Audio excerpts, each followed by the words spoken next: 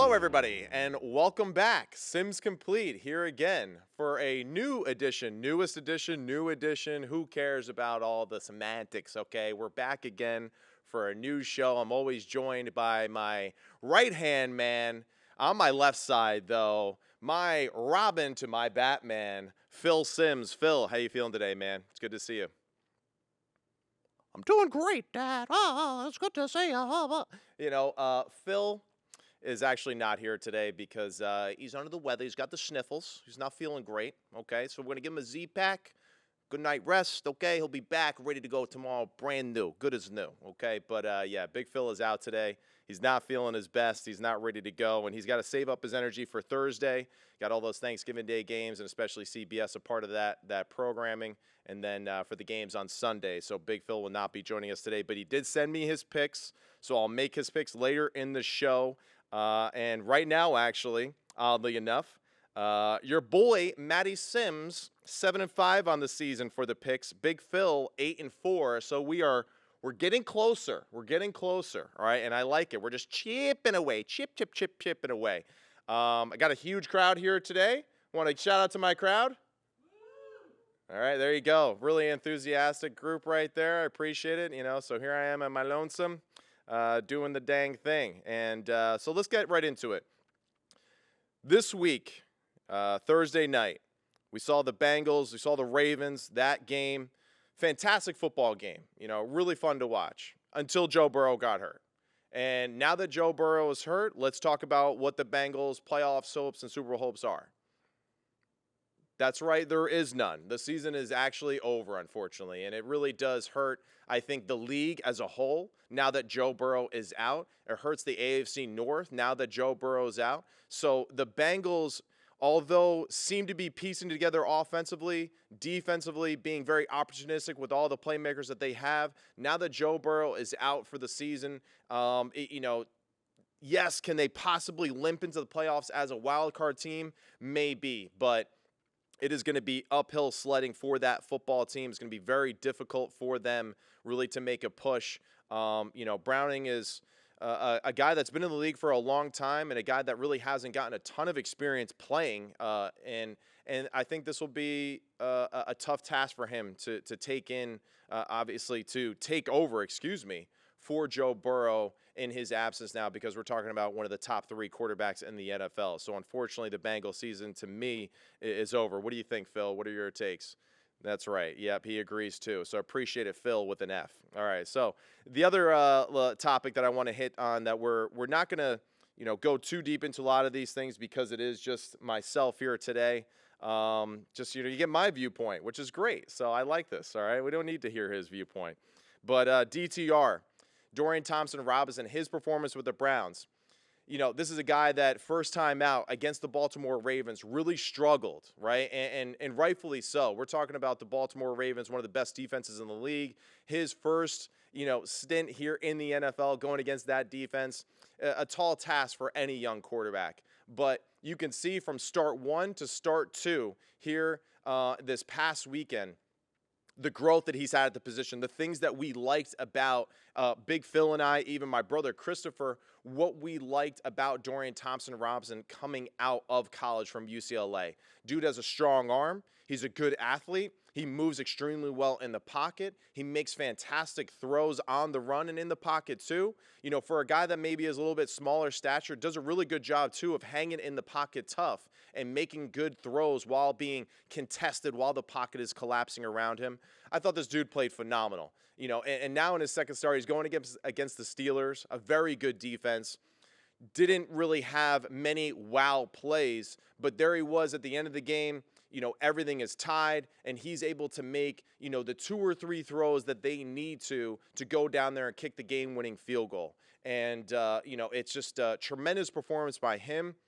It's not going to impress you stat-wise by any means, but just the fact that he was able to manage the game, understand kind of like this is going to be one of these long games that's battle-tested, survive, just don't make that big mistake that costs your team the win, and he did that. So now I feel like now that he's gone through the Ravens and the Steelers, survived both of them, Now you can start to see, okay, can we be a little bit more aggressive with them with some of that play action passing stuff, right? Because the Browns are always going to be good at running the football. The Browns will always be a great defense right now behind Jim Schwartz. Like Myles Garrett, Big Phil and I, we had that bet, right? I think we bet $1,000 on it, right, boys? Right? And ladies, excuse me. And hey, I took the field while Big Phil said it's going to be a quarterback. Myles Garrett, 2.5 sacks this past weekend, making huge impacts on that side of the football for this football team. People starting to kind of get on that bandwagon of maybe it will be someone other than a quarterback this year, and rightfully so, because this dude is absolutely balling out. The defense as a whole, I mean, Denzel Ward, Grant Delpit, what these guys are doing is phenomenal. Owusu Koromora, I mean, that dude is balling, right? And then you got Okoronkwo, who is a phenomenal impact on that defensive line for them. He had a sack in that game too. Zadarius Smith's impact for the Cleveland Browns. So the Cleveland Browns, with Dorian Thompson-Robinson now at quarterback, I wouldn't write off that ship so quickly like I feel about the Cincinnati Bengals. Now, are they a Super Bowl contender? We'll see. I think that they can be a team that nobody wants to see in the playoffs. I know that. They're a team that really can dominate other opponents, that have star quarterbacks. So this really, I think, is one of those situations where, despite with Cincinnati losing Joe Burrow, I do think that the Cleveland Browns can be a team that survives despite losing their star quarterback. And with Dorian Thompson-Robinson, with that run game, can they be balanced enough in the passing game? I think that they can with their skill group and what he also allows them to do with his athleticism. So still think the Browns are going to be able to hang in there. The other one that we want to discuss, I don't know why I keep saying this we, but, the spirit of Phil is next to me, even though he's not here. The Lions.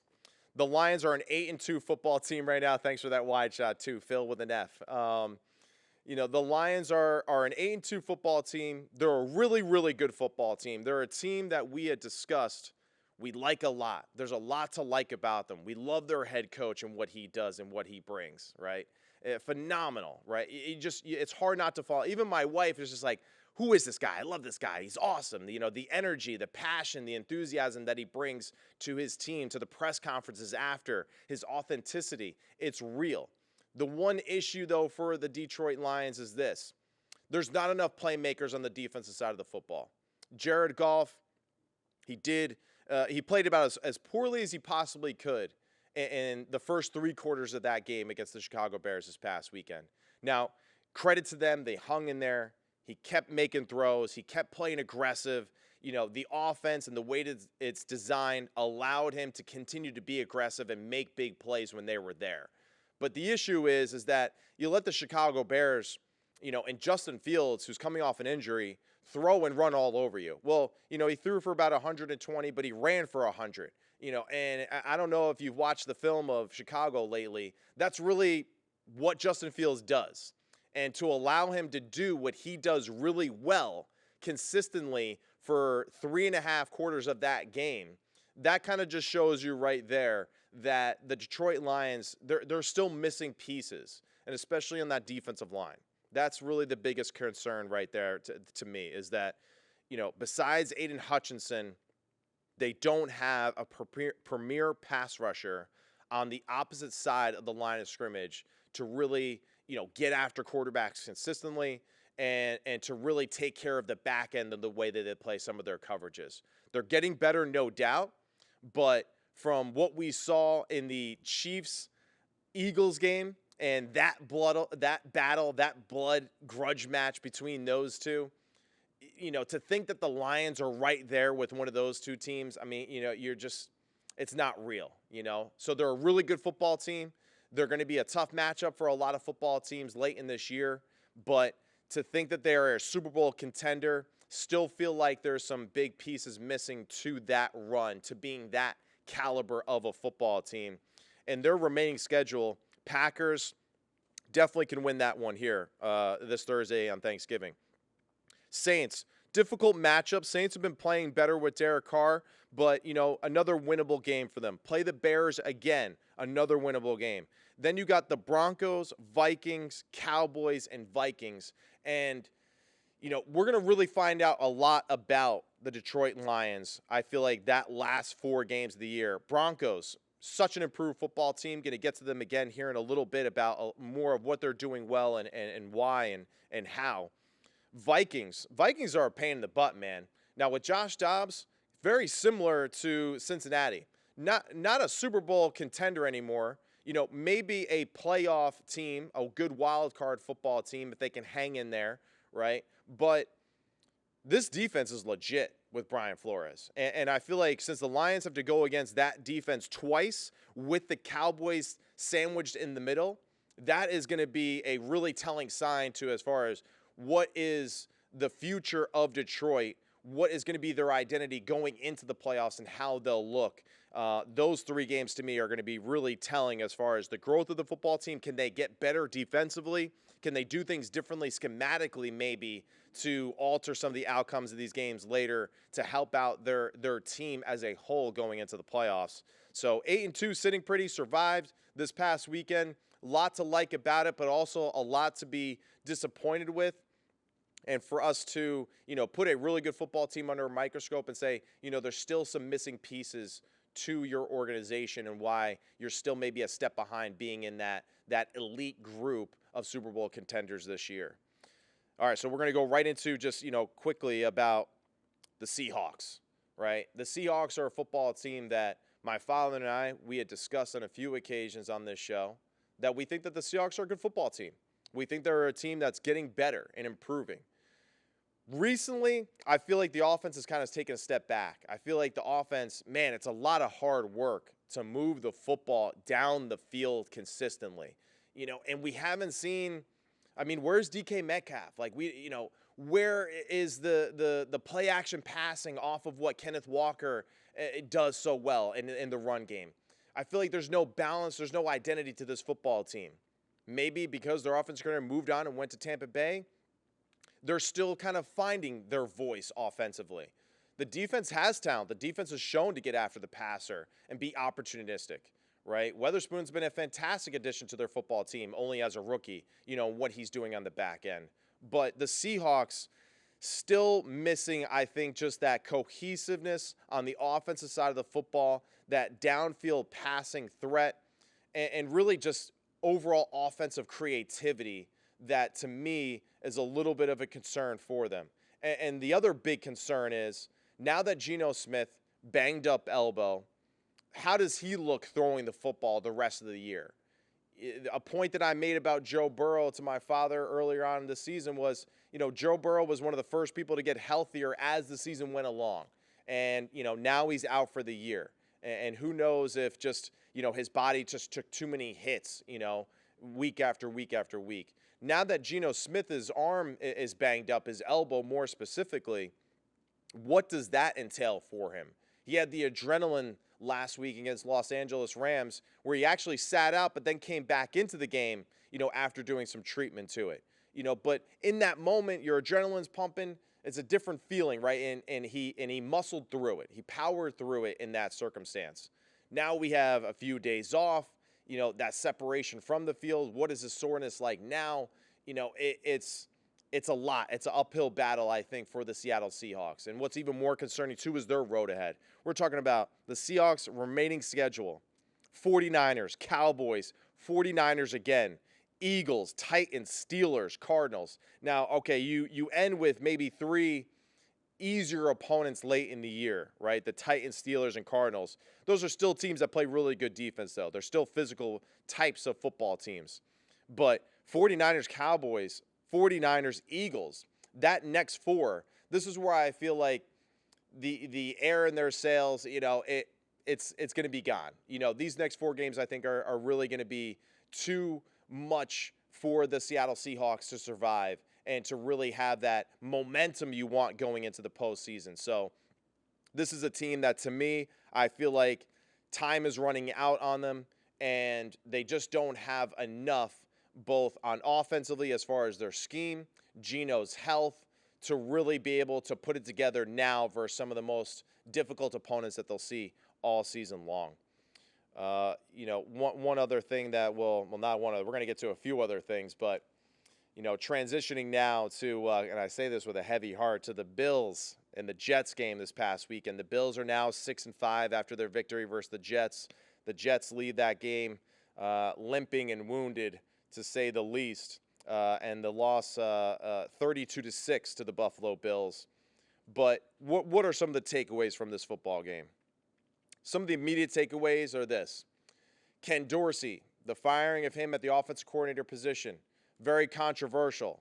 Obviously, Sean McDermott and that defense and the special teams having 12 men on the field, people are like, why are you firing the OC when, it was essentially your side of the ball that made the mistake that cost us the game?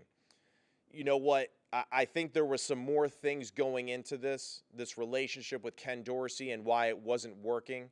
More so than what we were seeing, right in front of us on Sundays. I think there was things behind the scenes, during the weeks at practice. It was leading up to this moment. And one, the product on the field wasn't good enough.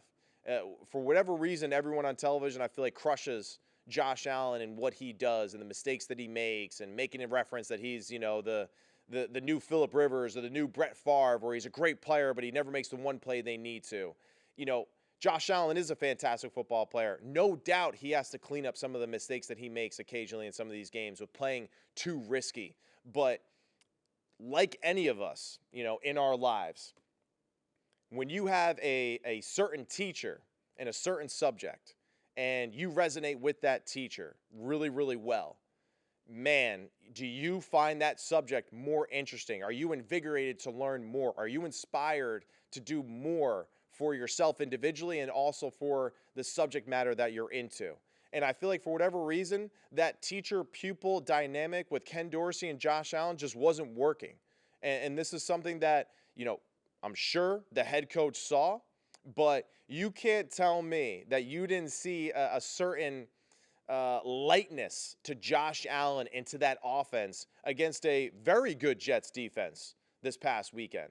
It seemed like, the curse, of the ship was gone, and that he played free. They played fast. What I really loved about it, though, too, and especially Coach Joe Brady, who took over as offensive coordinator, a guy that had been an offensive coordinator, didn't do well, failed, but now gets a second opportunity from it. So he's learned from those lessons. Hopefully Ken Dorsey can do that same thing, too, for himself in his career, right? Learn from what didn't go well and make adjustments to that, like we all do in life.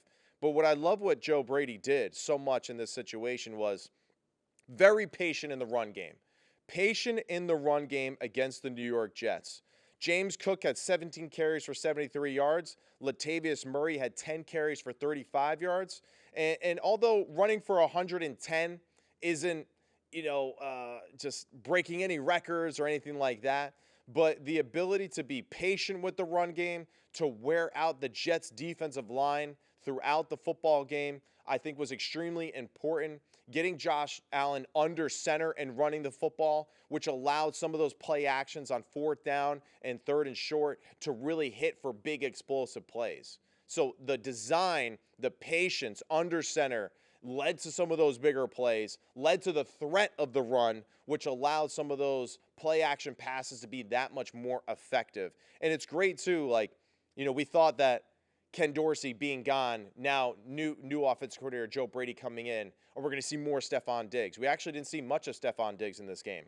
But to see a guy like Khalil Shakir have 3 catches for 115 and a touchdown, his long was 81 on the day, for someone that we haven't heard his name often, all of a sudden now make his presence known in the game plan, that was refreshing. And I'm sure that was refreshing, too, for the coaches, for the players, too, to know that, we can win with the guys that we have as long as we put them in positions to be successful consistently.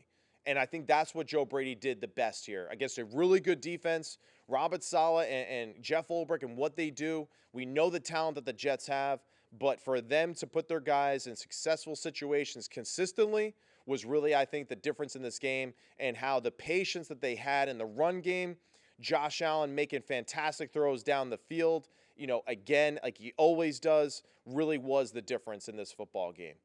And we'll go into now just the Jets. And, it's not like the Bills defense with their injuries and all that has just been lights out, right? I mean, they've been struggling, no doubt, right? And it's been obvious. And Zach Wilson, time is running out for him, unfortunately, in New York. It really is. It's the offense is, I think, struggling to find an identity. It's poorly designed. It's poorly designed for Zach Wilson and probably for Tim Boyle. And it was funny because in the telecast of the game, Zach Wilson, all right, he gets subbed out. Tim Boyle, let's see what he can do to. And then it's kind of like you see what he does out there, like, well, yeah, okay, now we know that whoever the quarterback is, if it's not Aaron Rodgers, is probably going to struggle in this offense. Just not enough offensive talent, not enough protection on the offensive line for the quarterbacks in obvious passing situations. And the inability on their side to be patient with the run game is a huge issue for me. I mean, the fact that we know that our quarterback is struggling, the fact that we know our offensive line struggles to pass protect, that we can't put in, some basic runs to allow us to be more effective, some basic play action passes to be more effective, I think is a big concern. And, this is the team that, you put all your eggs in one basket with Aaron Rodgers. And unfortunately, in the game of football, this is what happens when you have too many eggs in one basket. And the Jets now, a team that hopeful to keep their season alive, that Aaron would magically get healthy and, heal from an Achilles tendon tear in just 1 year, one football season to maybe be back for the playoffs. I think this is a team that really needs to kind of look in the mirror and say, hey, we're not maybe as good as we thought we were, even if we did have Aaron Rodgers on the field right now. I think if Aaron Rodgers is on the field, all right, you know what, maybe flip their record and make them 6-4. I think we still have a lot of concerns with this football team as far as an offensive firepower. I still think that they lack talent on the offside, on the outside as far as playmakers go. I still think that the creativity in the offense is missing. Maybe Aaron Rodgers is that missing piece to the creativity of the offense. I don't know, but I just don't see it right now. And I think they're right now it's just about survive. If you've already know what you got in Zach Wilson, if you feel pretty confident about it, that he's not your guy, then just move on and put Tim Boyle in and play from there, right? But to kind of keep putting him out there, to keep putting him in a situation where you know that nothing is clicking and therefore just kind of like throwing him in there with it too, I don't really know if that's really good for anybody, for the team, for Zach, right, for just the way the organization views himself. So let's just kind of start new. And I think going forward, give Boyle the opportunity to do that. Rasul Douglas in the game played phenomenal. 2 interceptions for this Buffalo Bills defense. He came from Green Bay. This is a guy that obviously had to be plugged in and plays, in a situation where there's a lot of injuries in the back end, especially to Tre'Davious White. He comes in and makes 2 great interceptions, one on Zach Wilson, one on Tim Boyle late in the game. The one where he's on an island, one-on-one against one of the better receivers in that Jets receiving core, makes that interception on a really good read of the quarterback and the route. And then the second one, playing that zone, does a great job of seeing the big picture, what the routes were, reading the quarterback, and then adjusting and making the play. So Douglas made his impact known. Bernard's been playing very well for this football team. Tyrell Dodson, another guy that's been playing really well, a sack and a tackle for a loss. And then Leonard Floyd with 2.5 sacks, and the defense as a whole having 6 total. That'll really be the biggest thing for these Buffalo Bills going forward at 6-5 right now, is can they continue to get pressure on the quarterback versus teams that have better offensive lines than the New York Jets, because they don't have enough talent on the back end to really hang in there for too long.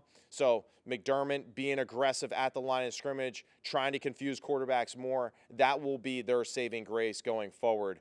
But, the Jets, there's more problems, I think, to your football team than you like to realize right now. And to say that you were a Super Bowl team in August, hey, even I was hopeful that they would be too, being a guy from New Jersey, playing for the Jets too. I was absolutely optimistic for it. But as we continue to go into the season, I think we all know now that this team really isn't on the same level of the Kansas City Chiefs or the Philadelphia Eagles. I wouldn't even say they're on the same level as even a team like the Detroit Lions, who I just said wasn't a team that is Super Bowl caliber ready yet. So Jets got a lot of work to do here this offseason. Next game and topic that we're going to go to is the Giants. The Giants, man, I mean, what a game. 31-19 over the Commanders. Commanders, I am sorry. Thank you for your service to your country. Your season is kaputs. Your coaching staff is kaputs. Ron Rivera, you're a great dude, and a lot of respect for you and what you do and all that kind of stuff. But, yeah, time is ticking. The Commanders absolutely need to start over and just throw everything away. I think that's pretty expected, too, of this organization, considering that the new ownership and all that kind of stuff, they can't be like what they've been seeing recently. So, but it's really more so right now about the Giants. At 3-8 after this win against the Commanders, Tommy DeVito, 18 of 26, 246 yards, three TDs, and he did this all after being sacked 9 times, and I think 6 times like in the first quarter and a half of the game. And this is a guy that a Don Bosco grad like myself, state champ, 2-time All-State football player, went through it too. It's been through everything. Went to 2 different schools in college, had his ups and downs in college, but here he is now, after going through the same pipe that Andy Dufresne crawled out of, in Shawshank Redemption. He gets his first win as a starting quarterback for the New York Giants, and it's an awesome moment because he played phenomenal. He made decisive reads throughout the day. He did a great job of hanging in there tough. He got hit a lot. He got hit hard. And, Tommy DeVito is not the biggest dude in the world, but, man, he hung in there. He made good throws. He made great identifications at the line of scrimmage, making consistent decisions, and getting Saquon the ball as a receiver, too, was absolutely phenomenal. The play calling was great. Kafka and Dayball doing a great job of designing and taking advantage of what Tommy's doing well, the plays that work for him, but also, too, just taking advantage of what it seems like everyone does against Washington, which is, tear up their secondary. So I think that they did a great job of identifying matchups and mismatches all day, allowing Tommy to get those plays repeatedly over and over. A few plays, too, that were really drawn up. The one specifically was his one touchdown to Slayton down the left sideline. That was a game plan play where if something is a little hairy in the beginning of the football game, we're going to get this kid an opportunity. We're going to move the pocket. We're going to set him up back. We're going to take a shot down the field. And that really, I think, was one of those plays that was, to get him comfortable. And after that play, it seemed like dude just took off and did his thing and looked like he had been, a 3-year vet after that. And so I give the coaching staff a tremendous amount of credit for allowing this young football player, one, to grow with the position because, hey, we were all saying it. Against the Jets, when he went in there and it was handoff after handoff, they knew he wasn't ready. Against the Cowboys in his first start, they knew he wasn't ready. They didn't put too much on him early on. They didn't go in there thinking, hey, Tommy, win the game for us. They were just like, let's learn, let's get a little bit better, let's survive and advance kind of a thing, with the quarterback healthy at the end of the game. And now, versus the Commanders, an opponent that, now that he's had his feet wet, he's gotten some experience, he's, heard from the coaches on the sideline during games, now, 3 whole weeks of practice, knowing that he's going to be a guy or potentially the guy. And I think the coaching staff and Tommy, their homework, what they did leading up to this week was absolutely phenomenal. And to get Darius Slayton involved, too, 4 catches for 82 yards and a touchdown was fantastic. Saquon and his impact on the ground, 14 carries for 83 yards. As a receiver, more importantly, 4 for 57 for 4 TDs. And just great well-designed football plays again. I can't stress that enough. Those were well-designed football plays versus the perfect coverages. They knew they were going to see those, and then Tommy being able to execute those, absolutely fantastic. Now, the road for him doesn't get any easier. He's got the Eagles 2 more times on the schedule. So, that'll be a tough one. The Patriots, I know they're not a great team, but they play great defense, right? The Saints, another good defense. So, Tommy, it's great that he got this momentum. Now just go back to the drawing board again with their coaching staff. The coaching staff now, I think, really understands who he is as a player, what he does well, what he does better than other situations now. And I think they're going to take advantage of that as much as they possibly can. And just huge shout out to him because a phenomenal performance, and I loved every minute of it. So congratulations to him, too, being a Jersey guy. Lives at home with his parents, too. We got some fresh mutts when he got home that night, from the fam, and he should, man, and he should. I lived with Big Phil and Dirty Diana back in the day when I was with the Jets, and it was pretty cool to be able to play in some of those games and to get that experience and to go home and to share those moments with your family. So hope they're really enjoying it, and what a beautiful moment that is, and hopefully against a tougher schedule going forward can still have some more of these great opportunities, and look forward to watching them, the Bosco boy. But the defense now, let's go into that. Man, Giants, love it. Love what I saw from them. The 3 picks, Darnay Holmes, Nick McLeod got a pick. Isaiah Simmons capping it off with the pick 6 at the end. Bobby Okereke, though, best offseason addition to this football team. This dude has been, and he's been everywhere on the football field. I mean, just seek and destroy the ball carrier in every football game. He ends the game with 14 tackles. And this guy, I think, to me, was the biggest addition that they made in the offseason. His leadership, his ball hawking ability, right? His toughness, I feel like is something that this defense can really, kind of galvanize around. Micah McFadden, I mean, him and Kayvon, I said it to Big Phil on one occasion. I thought Micah McFadden was the better draft prospect after the first year or two. Now we're seeing Kayvon doing his thing, and now both of these guys being just tremendous cornerstone pieces to this football team. He ends with 8 tackles. Kayvon has 2 sacks, 10.5 on the season. Dexter Lawrence with a sack. Jihad Ward with a sack. So now all of a sudden, with a quarterback that plays tough, that still gets it done in adverse situations, we're starting to see some of the other pieces to the defense that we really like and enjoy a lot. And it's really cool and refreshing. It really is. And it's really exciting, for Giants fans, I feel like, to have some optimism in a season that has been extremely difficult. We're going to head now to the Miami Dolphins.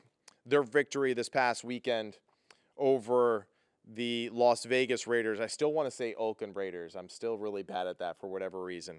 Everyone's sleeping in the back of the room right now, but that's okay. It's just me here and my feelings and my thoughts. But Tua played great. Yep, here I am. Good to see you, Phil, with an F. Yep, all right. Moving on. But Tua, he played fantastic again. There was a lot of opportunities, I think, for the Miami Dolphins to make more of this game. They had 2 fumbles in the first half. They had the interception. Second half, they missed a field goal. It's a 50-yarder, but still a lot of opportunities, I think, for this offense where they could have maybe put the Raiders away sooner and just kind of missed them. And that's typical, right? That's football for you. But Tua overall, statistically, had a good, solid day. Tyreek Hill, 10 catches for 146 and a touchdown. The difference, though, for the Dolphins team that I want to hit on and really focus on here just for a moment, Xavier Howard and Jalen Ramsey, these 2 guys being back in the lineup, now you can kind of see what this defense is capable of. Now, I know the Raiders aren't this high-powered offense. They no doubt are better, though, with Antonio Pierce as the head coach. They're no doubt a tougher football team now in just his 3 weeks as the head coach. But Jalen Ramsey, with his 2 interceptions, 1 to seal it at the end in the end zone, was absolutely huge. But to have both of these guys on either side, right, of your field, especially in that zone defense that Big Phil had mentioned is difficult to learn. especially early on in the season with all the checks and the communication issues that you have. Now we're seeing what this team could be. Now we're seeing why we should be excited about the Miami Dolphins. They're 7-3. They still haven't beaten, the cream of the crop in the NFL, right? They could be a team that you could say is very similar to Detroit Lions in a sense, but they do have more playmakers on the defensive side of the football, especially at the front line. So with these guys now in the secondary, with their more talented defensive line than I think the Detroit Lions, hopefully we can see them start to build more momentum on that side of the football, make them a little bit more of a balanced football team to go along with this high-powered offense and make a real run. I mean, right now they're leading the AFC East at 7-3, and they've been doing a lot of really good things offensively with these two guys now inserted into the starting lineup on the back end, Xavier Howard and Jalen Ramsey. I think this team can really be that much more dynamic to end the football season, both offensively and defensively, and sort of finally match each other. Whereas before it was, let's just outscore everybody by 20 points. Now it's, we can score, but we can also play physical brand of football on both sides. The one issue for the Dolphins, I thought, in this last week's game against the Raiders, didn't run the ball effectively. Achane is back, so hopefully they can get him back and his explosive running ability in the passing game, but also in the run game involved a little bit more to go along with Mostert. So hopefully that creativity kind of creeps back into the offensive philosophy that we saw earlier in the year to go along now with a healthier defense. The Broncos, man. Let's talk about the Broncos. This is a team that, the season was over earlier in the year, but now 5-5, right? 4-game win streak. Russell Wilson looks pretty good. 27 of 35, 259 and a touchdown. And this is a team that really failed to be efficient in the red zone. I think they were 1 for 4 in the red zone against the Minnesota Vikings, a very talented defense, a very physical defense too that Big Phil and I had mentioned we really enjoy and like and think that it matches the personality of their team extremely well with Brian Flores. You can see that a lot of their looks confused the Denver Broncos throughout that football game. But damn, Sean Payton, he's a good football coach. And he's not only a good coach of players, he's a good coach of coaches. And him and Vance Joseph and this football team, they got it going now. And I think they're a team that really can be a headache going forward and potentially make a wild card spot in the AFC. Now, it's uphill sledding. They got the Browns, Texans, Chargers, Lions, Patriots, Chargers, and Raiders to finish out the year. But those same teams don't really want to see the Broncos either right now in the way that they're playing. Josie Jewell, Alex Singleton, playing phenomenal football. Jaquan McMillan, his impact now being in the starting lineup as a defensive back and nickel back, extremely impactful. 1 forced fumble, 1 INT, 1 pass deflection. Baron Browning, Jonathan Cooper. These are guys that I feel like, we weren't talking about early in the year, but now, man, this unit is really coming together. And on the back end with Justin Simmons, Kareem Jackson, Pat Surtain, I mean, this is a defense that I don't know if you really want to see them going forward. And with the offensive philosophy of Sean Payton, with Russell Wilson hitting his groove now, I think the Denver Broncos are going to be an issue for anyone that matches up for them going forward. So can they get more from Cortland Sutton? Can they get more from Samaje Perine in the run game? My cell phone will just not sit on this rich Corinthian leather right now. It is just so frustrating. So I got to find the perfect angle. It's a funny angle.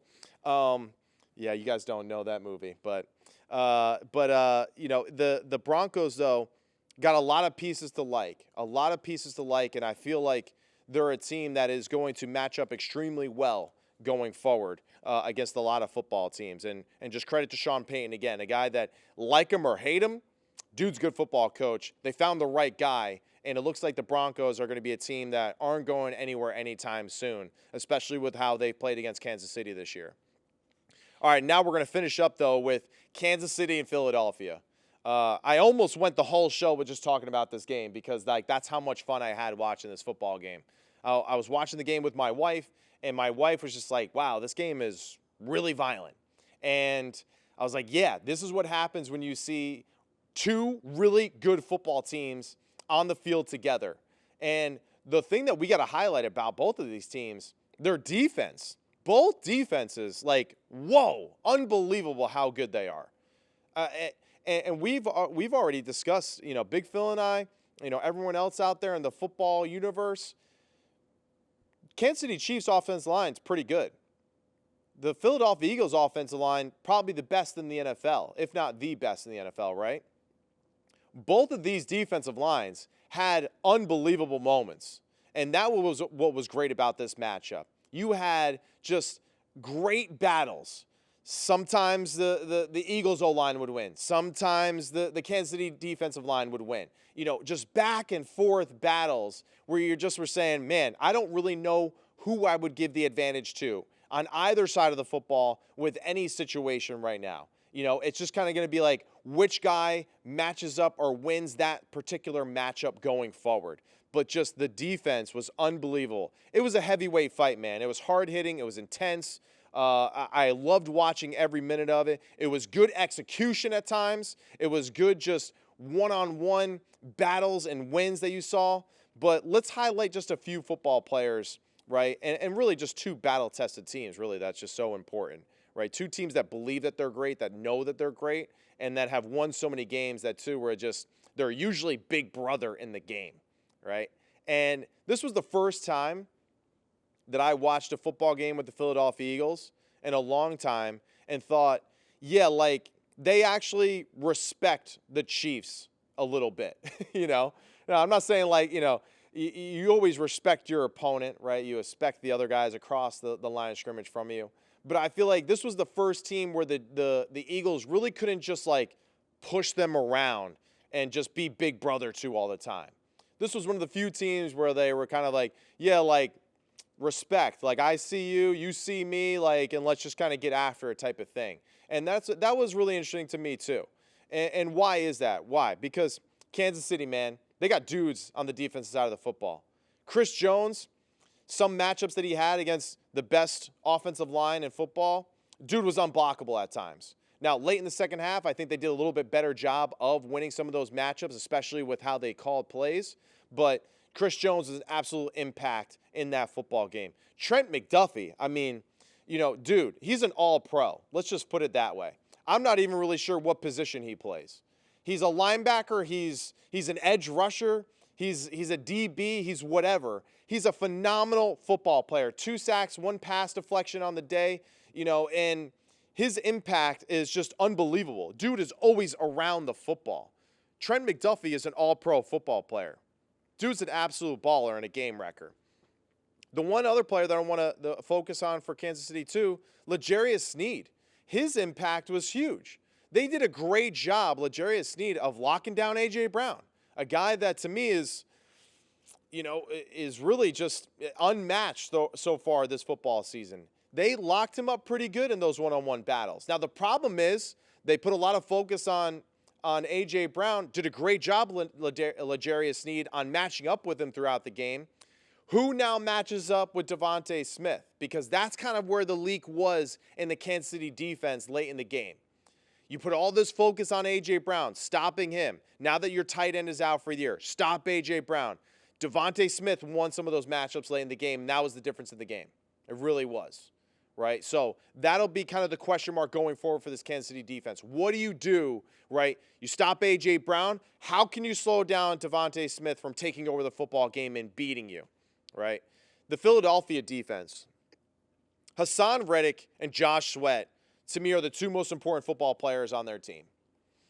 What they do on the defensive line, statistically, they weren't crushing it early on in the game, but they're making impacts. As the game continues to go on, though, it's very difficult to stop those dudes. It really is.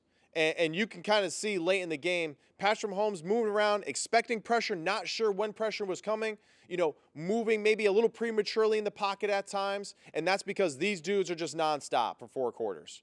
They really are. They're nonstop. To go along with Brendan Graham, Fletcher Cox, and what they kind of do on a consistent level, Jalen Carter, who we've highlighted before.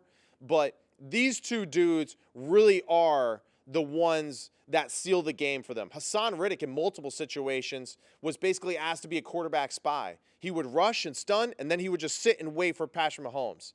as Mahomes would move and kind of manipulate the pocket, typically, right, in the first half we saw him moving, darting, getting first down. Second half, didn't see that as much. Why? Because of Hassan Riddick. He was waiting at the line of scrimmage for Patrick Mahomes. As soon as Patrick Mahomes would start to find that lane, there was Hassan with his great closing speed, his length, his ability to get to the quarterback and chase him down sideline to sideline. So that, to me, was the great adjustment that they made in the second half that really just goes to show you something that was an issue in the first half.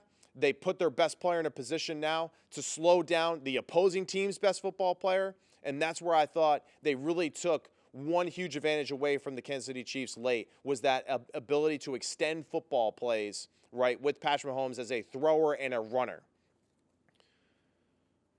The other thing that I want to highlight, too, I say that a lot. That's a crutch for me. I got to work on that. I got to stop saying that. But we'll work on that. More experience, more repetitions. Kevin Byard.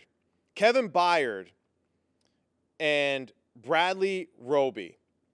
Their addition to this defense is going to be huge. It's going to be huge. It made a Super Bowl-worthy team even more Super Bowl-y, right? Because now Kevin Byard can match up one-on-one against Travis Kelce in certain situations. So when there's situations in the game where you're not, defending him with 3 or 4 different players in a zone or trying to isolate him or whatever, now you can say, all right, our guy versus their guy in key moments of the game. And Kevin Byard did a really good job. He hung in there extremely well. Kelce dropped one of those passes, but still, Byard made it more difficult for him throughout the football game. So I think that addition was huge. Bradley Roby, his ability now to cover guys in the slot. Hasn't been healthy, hasn't been out in the field a ton. I feel like with more experience on the football field, this dude is absolutely going to hit his stride at the most important times for this defense, right? He was the one that punched out Travis Kelce's fumble there in the low red zone area, and that really was one of the biggest differences in the game, was that opportunistic punch. And talk about just the perfect power punch jab to the football at the most perfect moment. But the biggest issue that we got to really focus on here, right, is Mahomes and this offense. A lot of people have been saying it all year. Big Phil and I, we had mentioned, to our fans, right, and our listeners, what we thought this team was designed about. It's about being really good on the defensive side of the football. And no doubt, they played and showed that. They really did. Mahomes, let's just face it, he didn't throw the ball very well in this football game. He really didn't. The pick that he threw in the red zone to Watson that was intercepted by Kevin Byard, right, was a throw that he kind of made across his body, right? A throw that he wasn't really in a proper position to make the right way, and it's easy for us to say oh, he can throw him open. But there was a lot of throws where you're just saying Patrick Mahomes typically makes those throws. So to go along with the 5 drops that they had in the football game, with Patrick Mahomes to me, throwing below average, which is still better than just about every quarterback in the NFL, but to be below average with the drops, that's where I feel like Kansas City dropped the ball in this game.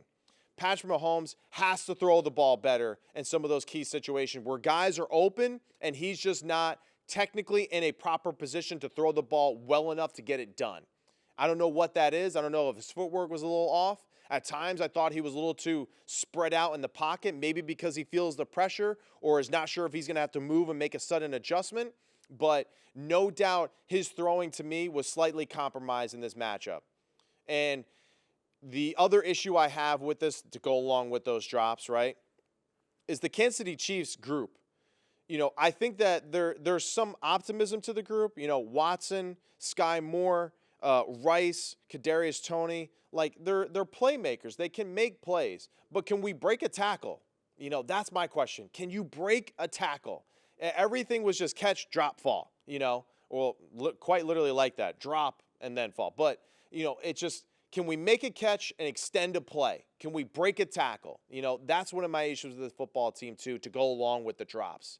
Because, the Eagles are a good defense. They're a good tackling defense. You have to break some of those tackles, though, to beat really good football teams like that, right? And I think that was one of the issues, right? It's just poor throwing on Patrick Mahomes' part, which no one will say because no one wants to crush the best quarterback in the NFL. But dude's got to throw it better. That's for one, right? He's got to play better. He's got to throw it better. And I know he's battling, uphill again with a group that people think are, subservient to what he should be or what he should be allowed to have around him. But those are the guys that he has. So he's got to make it work. But he's also got to throw the ball better. They got to catch the ball better, no doubt. They got to create more momentum plays. And I think that's something that they'll kind of look at when they revisit this film. One of the other issues that I had with this game, that I think is big is just that, Matt Nagy, why'd you get away from running the football with Isaiah Pacheco? Clyde Edwards-Helaire, he had 2 carries for 20 yards. Isaiah Pacheco had a really good football game. He ran the ball extremely efficiently, ran it hard, physical, and that's what I love about Isaiah Pacheco is just his aggressiveness, right, to run and be aggressive. But I just feel like Matt Nagy lost it. He got away from it too soon in this football game, and that's something that I feel like in the second half that they were missing. If they were more patient in the run game, if they had a few more plays, to dial up in that run game to keep the Eagles' defense off balance, I feel like that would have potentially changed the game a little bit too.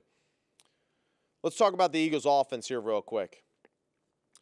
Jason Kelce is the best center in football. It's amazing that he was thinking about leaving football a year ago.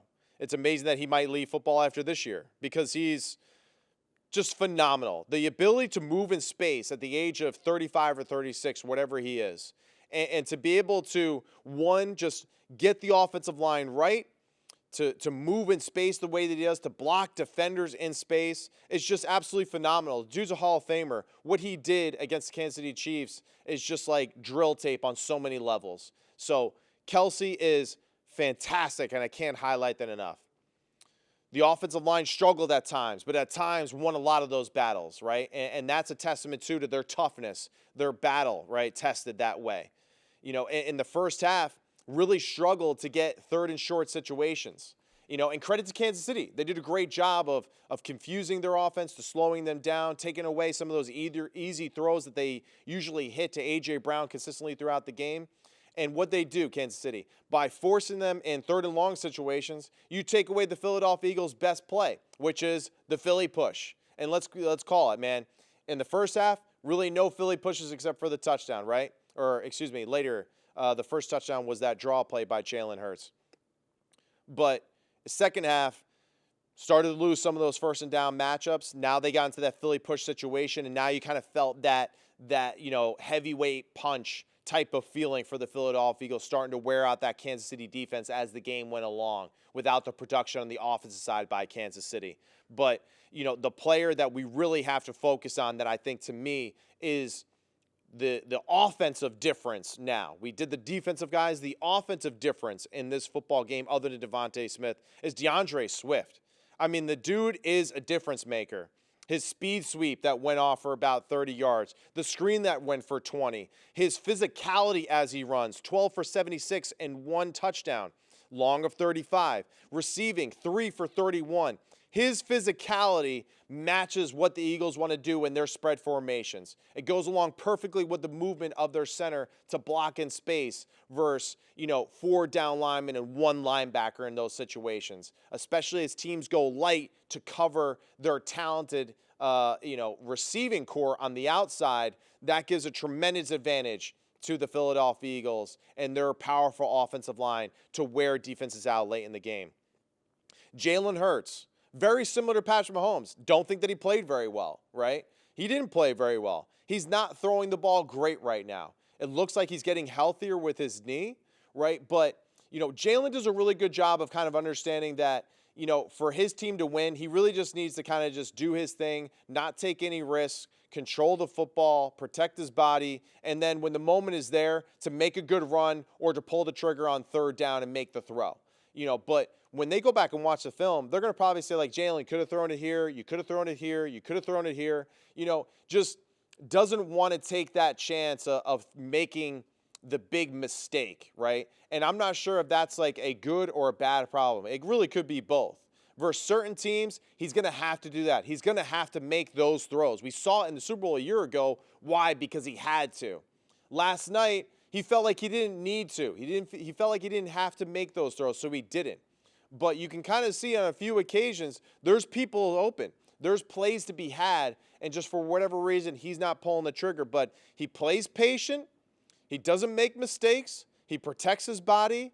He makes opportunistic runs when they present themselves, whether they're designed or whether he's scrambling.